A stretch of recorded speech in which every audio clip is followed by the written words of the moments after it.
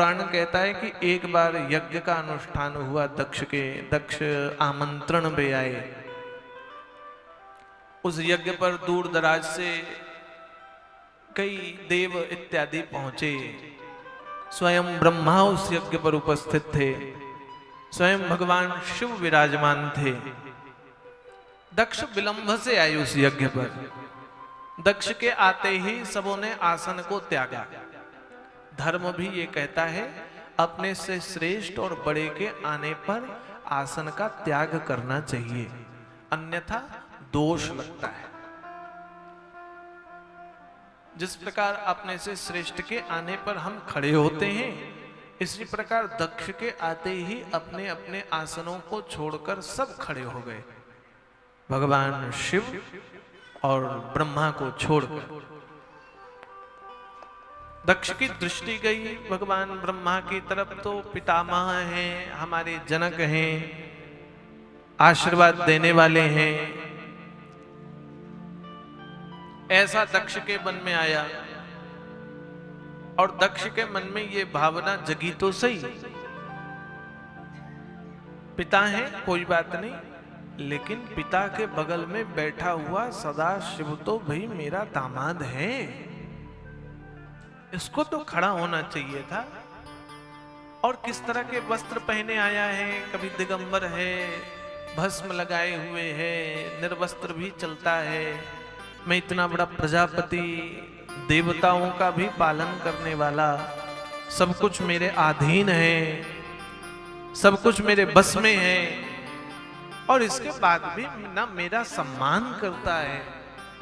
दक्ष को बड़ा क्रोध आया और क्रोध में आकर के भगवान शिव को श्राप देने लगे। दक्ष शिव को कहने लगे तू बड़ा अभिमानी है, अपने आप को श्रेष्ठ समझता है, देवाधिदेव क्या लोगों ने कह दिया, तू सच में अपने आप को देवाधिदेव समझने लगा। तू भूल गया कि देवताओं को भी, देवों की भी रक्षा करने वाला प्रजापति मैं हूं। ब्रह्मा ने मुझे सारे दायित्वों को दिया है, प्रजा पालन मैं करता हूं, और प्रजापति के आने पर आसन से खड़े नहीं होते हो। मैं तुमसे आयु में बड़ा, मेरी बेटी तुमसे ब्याही, मैं तुम्हारा ससुर, इस नाते पर भी तुम आसन नहीं छोड़ते हो। तुम्हारी लज्जा, लगता है तू जैसा अपने देह आदि के ऊपर तेरी बुद्धि जड़ है, उस तरह तू संस्कार भी नहीं जानता है, तुझे किसी चीज का ज्ञान नहीं है, व्यवहार का ज्ञान नहीं है, और तू सभा में रहने लायक नहीं है, तू सम्मान नहीं करना जानता है, और जो सम्मान करना ना जाने वो सम्मान क्या प्राप्त करे। जो यही तो कहते हैं लोग, हम सम्मानित हैं, हम सम्मानित बनना चाहते हैं। हमने किसी का सम्मान किया नहीं तो सम्मानित कहां से। हम सम्मानित कहला, हम आदरणीय कहलाना चाहते हैं, हम आदरणीय हो जाएं। आदर किया नहीं किसी का, आदरणीय कहां से हो जाओगे। आदर करना सीखो, और जब आप आदर करना सीखोगे ना तो स्वतः आदरणीय हो जाओगे। सम्मान करना सीखोगे तो स्वतः सम्मानित होना शुरू हो जाओगे। आपको जरूरत नहीं है आदरणीय, आदर करो। आदर करने से आदरणीय, सम्मान करने से सम्माननीय बनते हो। दक्ष को लगा मेरा आदर नहीं कर रहे, मेरा सम्मान नहीं कर रहे, श्राप दिया, यज्ञ में मैंने उपस्थित नहीं होगे, तुम्हें यज्ञ भाग प्राप्त नहीं होगा। बड़ा अभिमानी है तू, और तुझे कोई बुलाएगा नहीं यज्ञ में, यज्ञ आदि अनुष्ठान पर तो उपस्थित नहीं होगा, यज्ञ के भाग को तो प्राप्त नहीं करेगा।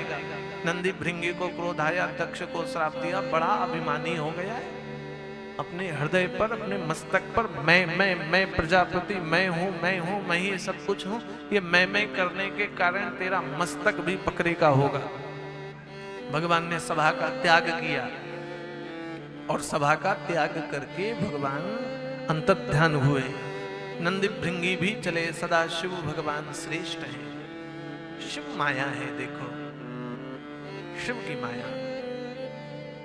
रामचरितमानस कथा को ले जाती है त्रेता युग में।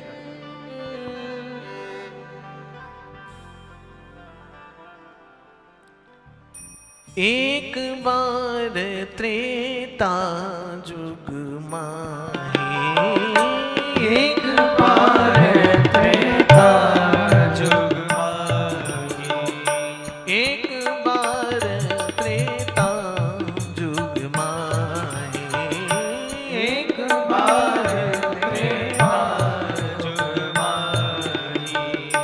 शंभु गए कुंभज ऋषि पाए, शंभु गए कुंभज ऋषि पाए, शंभु गए कुंभज ऋषि पाए, शंभु गए कुंभज ऋषि पाए। संग सती जग जननी भवानी, संग सती जग जननी भवानी, संग सती जग जननी भवानी, संग सती जग जननी भवानी। पूजै ऋषि अखिलेश्वर जाने,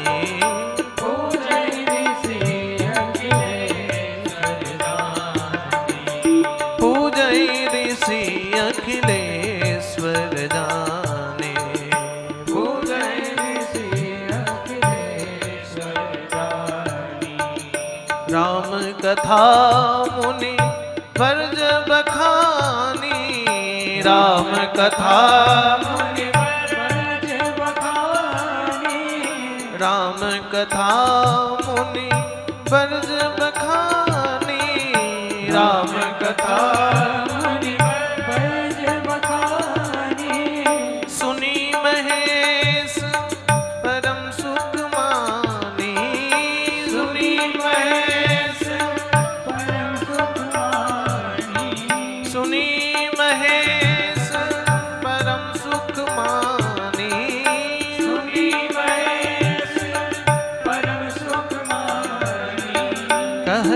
सुनत रघुपति गुण गाथा, कहत सुनत रघुपति गुण गाथा।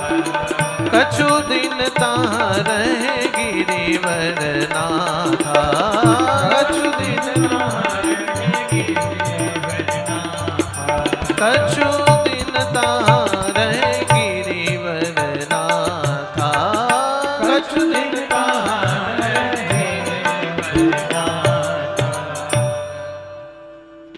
कथा चल पड़ी त्रेता युग की तरफ। दक्ष का श्राप मिला